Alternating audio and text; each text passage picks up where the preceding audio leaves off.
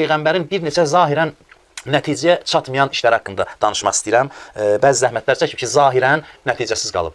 Əslində, haqq yolunda olanın heç bir işi nəticəsiz qala bilməz. Bu qeyri-mümkündür, haqq yolda olan insanın. Amma biz tarix dərsindəyik də, tarix hesablayır ki, bu addımın zahiri nəticəsi nə idi? Peyğəmbərin bir sıra işləri var idi ki, onun heç bir zahiri nəticəsi yox idi. Onun üçün mən indi hicrət dövrünə gəlmişəm. Mədinəyə hicrətdən qabaq 1-2 il geriyə qayıdaq icazənizlə. Ona toxunum ki, sonra da mövzular qalmasın. Peyğəmbərin Taif şəhərinə hicrət demək mümkünsə, buna da hicrət demək olar. Peyğəmbər Məkkəni tərk edir, Taifə gedir.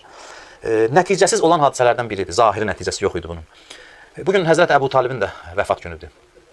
Həzrət Əbu Talibin keçən gündə, yəni artıq Şamdan məbəs günü daxil oldu. Bugün Həzrət Əbu Talibin vəfat günüdür və bilirsiniz ki, onun vəfatından bir neçə ay sonra Həzrət Xədicə Ramazan ayında vəfat elədi.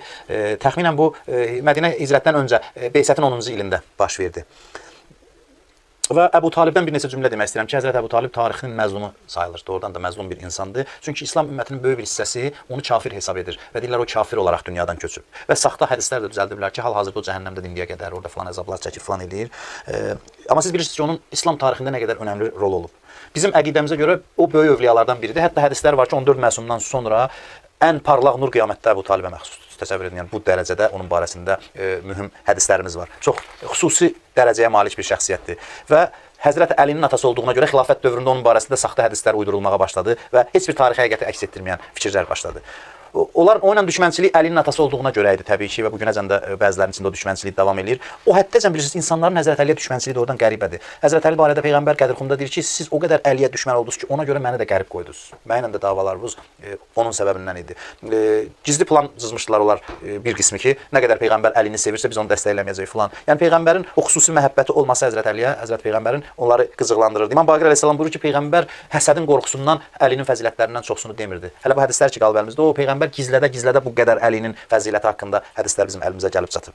Əbu Talibə də buna görə dinsizlik nisbəti verirlər. Həzrət Əlinin atası da ona görə məzlumdur və onu dinsiz hesab edirlər. Həzrət Əbu Talib vəfat elədi və sonra bilirsiniz Həzrət Xədicə vəfat elədi və həmin il hüzn ili, qəm ili kimi qaldı və Peyğəmbər özü buyururdu ki, bu ümmətə 2 müsibət üz verib ki, bilmirəm hansına göz yaşı töküm, hansına ağlayım, yəni İslam ümmətinə. Həzrət Xədicə də bir növ elə məzlumiyyəti, özünə məxsus məzlumiyyəti var idi. Bunların İslamın ilk dövründə 3 adamın fədakarlığı üzərində bax bu İslam formalaşdı. Həzrət Əlinin, Həzrət Xədicənin, bir də Həzrət Əbu Talibin və ən böyük fədakarlığı bunlar elədi. Həzrət Xədicənin də yaşını artırıblar məsələn tarixdə. Güya evli olub, məsələn, sonra övladları olub filan və hətta 40 yaşa qədər deyirlər. Amma tarixə dəqiq baxanda, təhlil edəndə görürük ki, Peyğəmbərlə yaş fərqi çox az olub. Yəni 20 neçə yaşda yazırlar tarixdə Həzrət Xədicə üçün.